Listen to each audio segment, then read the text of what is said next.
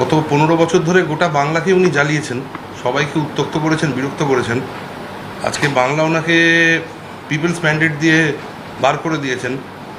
এখন এই আদালতে আসছে, আমরা খুব চিন্তিত এখন যে আমাদেরকে আবার জ্বালাবেন আর কি, মানে বিরক্ত করবেন। এই দেখুন না, আদালত থেকে একটা পলিটিক্যাল ফোরাম হিসেবে তৈরি করার চেষ্টা করছে, তো ইস্যু তৈরি করার চেষ্টা, ভেসে থাকার ব্যর্থ চেষ্টা একটা। কেননা জনরোষ কী হয়েছে আপনারা সবাই দেখেছেন। ভারতীয় জনতা পার্টির তরফ থেকে তো কেউ ছিল না, লিটিগেন্টসরা, স্টাফেরা সবাই মিলে দেখছিলেন তো যে স্লোগান, ওনাকে দেখেই স্লোগান দিচ্ছিল আর কি, কী বলছিল তো শুনতেই পাচ্ছিলেন। আর মানে তো আমার ছোট ভাই সূর্যনীল, ও তো ওখান থেকে রেস্কিউ করতে গিয়ে ও জামা কাপড় পর্যন্ত মানে ছিঁড়ে গেছে আজকে।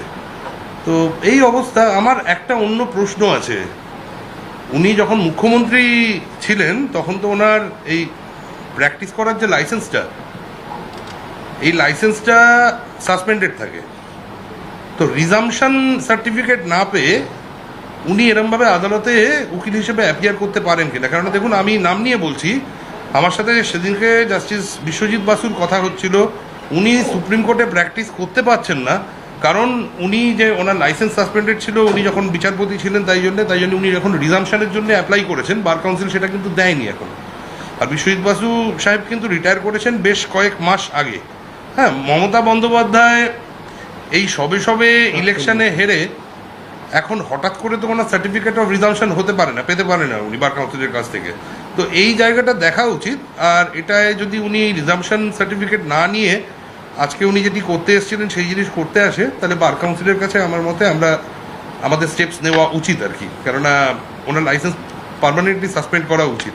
আর আমার মনে হয় সেটাও জনহিতকর হবে আর কি, আমাদের পক্ষেও খুব মানে সেটা হিতকর হবে আর কি। কেননা আদারওয়াইজ আননেসেসারি দেখুন আমাদের শরীর খারাপ হয়ে গেছে, এত বিরক্ত করেছেন ফলস কেস দিয়ে সমস্ত ভারতীয় জনতা পার্টির কর্মীদেরকে, নেতাদেরকে।